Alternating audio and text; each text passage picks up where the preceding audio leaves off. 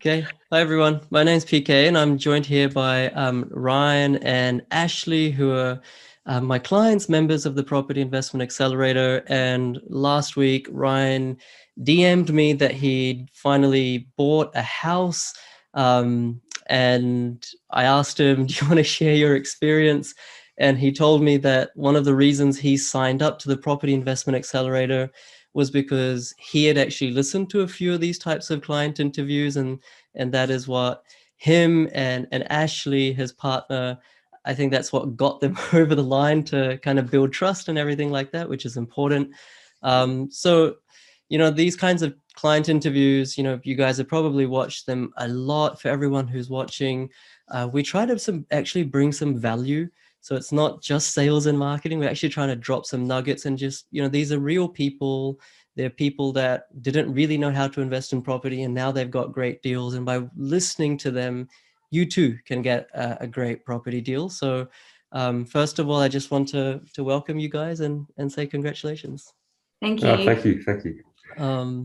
And so maybe we'll just go over the deal. So I've got it in my notes here. So the purchase price, if you don't mind me sharing, guys, $427,000. It was actually off market. So even though the bank valuation was basically the same, if this had gone on market, let me just ask you, perhaps Ryan, what do you think it would have gone for? Definitely not for 27,000, right? Definitely not. Probably like 440. But yeah, funny story. So we were trying to get this deal, with the owners and with the agent, and the owners want the money because they're planning to build another house, so they needed the cash. And then they were looking at lots, and there was an agent there that told the owners that if you sell it on the market, you'll get a lot more. So then kind of had us worried that maybe they won't take our offer and they might actually put it on the market. So that even the agent over there knew that it'd get more if they put it on market. But so we had to make a pretty good offer so that they would accept it. Right. And sometimes people have this question of all right, then why didn't they put it on the market? What are your thoughts on that? I think there's they could have put it on market, but I think they did want to live in there for another year after they sold the property, because they needed somewhere to live while the other house was being built. So I guess they really did want to sell it to investors, and I guess they might get more money if they put it on market, but you don't know who you're selling to. And I feel like the people who are willing to pay a lot more are homeowners. So if they're going to sell it to a homeowner, then they'll have nowhere to live. And the agent who was actually selling this house told me that they'd been screwed over by other agents in the past trying to sell this house, and really just wanted a quick, simple, straightforward sale that wouldn't cause them any hassle or anything. Yeah. This is really interesting to hear, because sometimes people think, why on earth would someone sacrifice getting top dollar and not put it on real estate or domain? But here's a really good example of that. And the rent, I think you said, Ryan, is about $450, so it's already tenanted because they want to live there, right? Rent it's 385 at the moment. 385. Okay. 385 rent on a $427,000 purchase. So that yield, what was the cash flow situation when you did the math? Is this positive cash flow? Positive cash flow. It still cash flows by 4.7%. It's not 4%. It was 4 or 5 grand per year. $4,000 to $5,000 per year, positive cash flow after all costs. And zero vacancy, because the person's just going to continue to live there. Cool. And so then then the obvious question is the vendor or the agent wanted a clean sale, an easy sale, you were saying, Ashley. Oftentimes the predisposition or the preconception that people have is that these relationships by which we get off-market deals, these relationships take months or years to develop with agents. You need a professional on your side, like a buyer's agent or buyer's advocate. Now, on these videos, I try to prove the opposite. What was your experience of, why on earth would the agent give it to you? How did you build that relationship with him or her? So I'd been doing a lot of, I think I contacted 5 to 10 agents in their suburb we were looking for. And at first it was actually quite nerve-wracking having to call agents and introduce themselves. and like make it sound like you knew what you were doing and it's not like your first time buying a property. But obviously we followed the course and made contact with the agents, called them every week, Monday or Tuesday when they came into the office, sent a follow-up text, and soon agents were knowing who I was calling before before I even introduced myself, because they'd added my name to their phone. It's cool. just as quick as like a 2-3 minute phone call, just saying that we're still interested and really being assertive and saying that we're committed and showing that, yeah, we want to buy a property in this area. Yeah, that's great to hear. Like, you know, these strategies by which we get off-market deals, they're not rocket science, right? It's not that hard. It just requires patience and persistence, not necessarily that much time either. And so, like, you know, obviously it's a good deal. It's growing. It's probably already grown since you bought it. It's in a great suburb in South Australia. It's positive cash flow. What was the experience like? You know, it's hard to buy a property in this market. You know, I think it's the hottest market, like I was saying, in probably the last 10 years that I've ever seen. Did you enjoy the experience, or were you kind of thinking like, okay, we got a good deal, but I don't really want to do that again?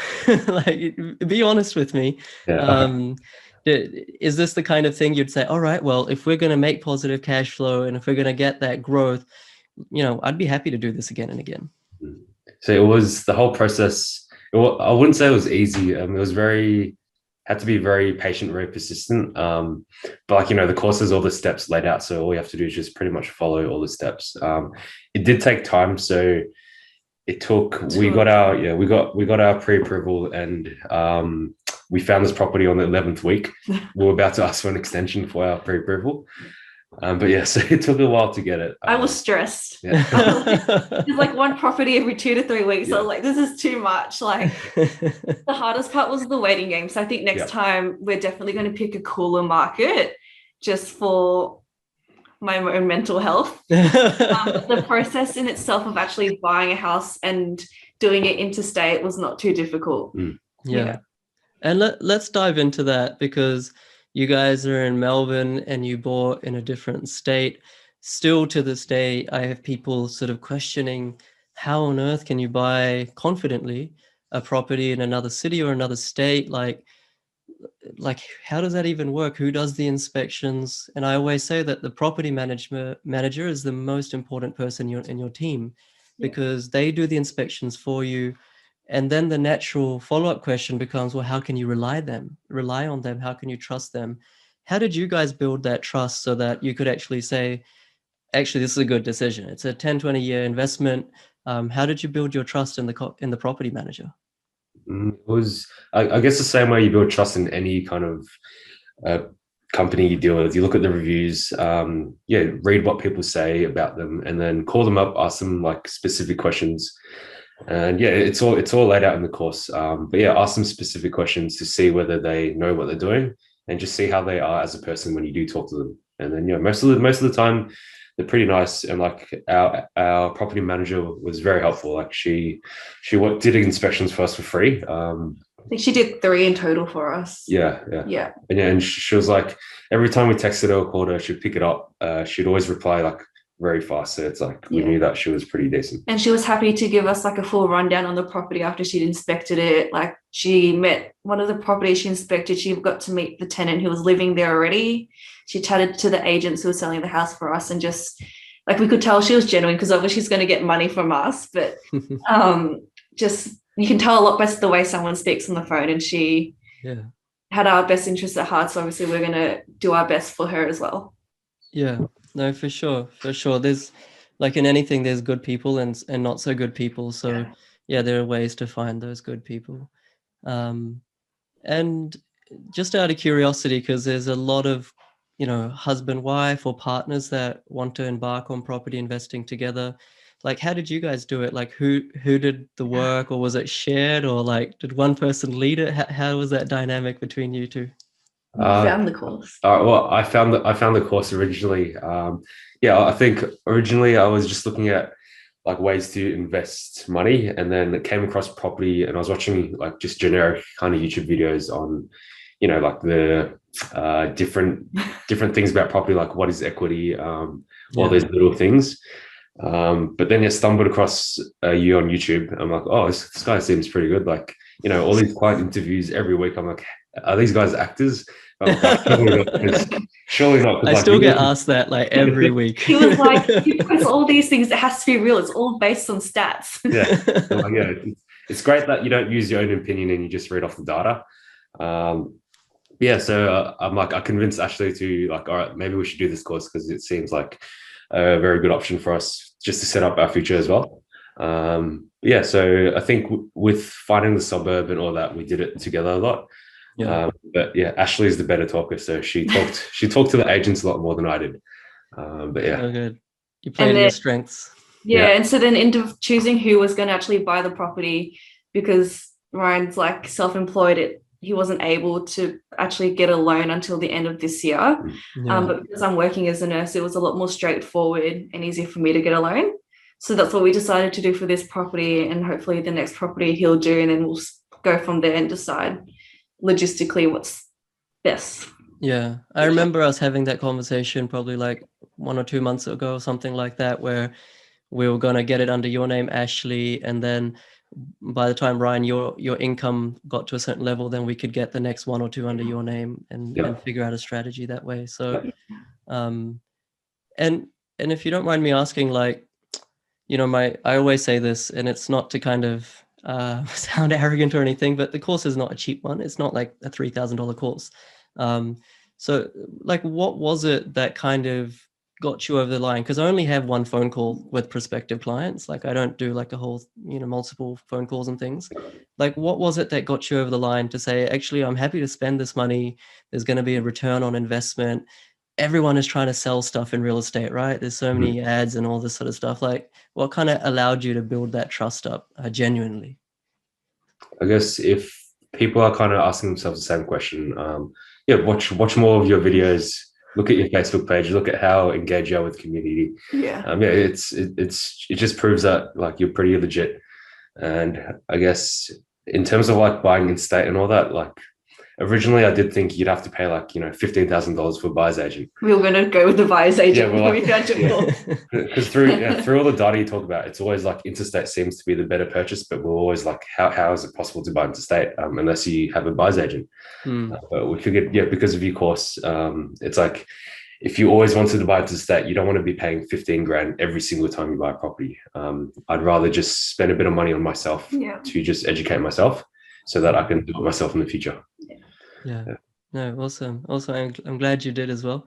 I'm always happy to see, like, it always brings a smile to my face when like a client DMs me and says, oh, I settled, or now I'm unconditional, I got this. It's always good, because it's not an easy thing to buy a property. Doesn't matter if you do a course or not, it still takes some effort, it's not a flick of a switch. And so like, what are your guys' plans like in terms of the next like 5 years, 10 years? Why did you get into property investing in the first place? What's kind of like the long-term vision? What's the objective? Started with your unstable income. I guess it was through like lockdown, I couldn't really work. So I'm like, how can I like kind of make money if like I lose my job or if things happen? So pretty much in the next 5 years, or if we want to set ourselves up, just have a decent passive income. But I know it takes time. So in the next 5 years, we'll probably get as much property as we can. And while we're young, exactly. So it just depends. Yeah, it depends how much we can borrow. And then hopefully in 15 to 20 years, we'll have enough for us not to have to work full time, just kind of work to like take out time or enjoy, but have enough to live comfortably with kids and go on holiday and enjoy life rather than just working to survive. Yeah, no, 100%. And I think that's really what everyone wants to do. I don't think anyone really wants to buy a Ferrari or anything like that, as opposed to what the ads would lead you to believe. Like, we all just want to be able to spend time with kids or with family, not even necessarily leave work, but at least have the option to reduce hours and things like that. And maybe Ryan and then Ashelee, what is like one piece of advice that you would give to yourself 6 months ago when you were just kind of thinking about property investing? Or what is the one piece of advice or the biggest learning that you took away from the Property Investment Accelerator that you can share with other people who are like, you know, consuming content on YouTube, consuming content on podcasts, on Facebook groups, they're reading books, attending all these free masterclasses and webinars, you know, but really just going around in circles. And then they're like, oh, should I just pay for a buyer's agent, but it's super expensive? Or should I do it myself? But then I don't want to make a mistake. Like, what's, I don't mean to put you on the spot, but what's one piece of advice, Ryan and then Ashelee, that you could impart to those types of people? Probably I'd say, yeah, make sure you educate yourself first properly. And just with whoever you go with, just make sure that, you know, if they're proven to have client results, if they're proven to be an actual investor themselves as well and have gone through the whole process, then, you know, do your own due diligence as well. But yeah, just make sure you educate yourself properly so that you learn from other people's mistakes rather than, you know, just doing it yourself, making mistakes and then having a big problem with that. But yeah. Yeah, no, totally. Well said. And yourself, Ashelee? I would probably say put in the work, take your time to really understand what you're learning. Like if you decide to take on the course, what you're learning and why the numbers are what they are. Because at first I was kind of just rushing through and I didn't really process what was going on. But yeah, to really understand, and also to, as the side thing, like we have parents who, you know, believe that you just buy where you live. They were really hesitant in us buying interstate, and they're just like, just buy here and it'll grow, and negative gearing and all that. But I just trust yourself in the decisions that you're making, because they're not for your parents, but they're for you. Oh, well said. Oh, that was deep. That was well said. Yeah, 100%. Yeah, no one cares. I was having this conversation with like a prospective client on a conversation today. Like, no one cares about your money as much as you do. Not your family, not your boss, not even me, right? It's you. And so, yeah, knowledge is power. So well said. All right, guys. Well, yeah, once again, congratulations on a fantastic deal, positive cash flow, high growth, everything that I promised. So yeah, I'm actually looking forward to the next one that you buy, you know, towards the end of the year, perhaps. And yeah, please keep in touch. Yeah. Thanks, Thank you. Okay. Thanks so much.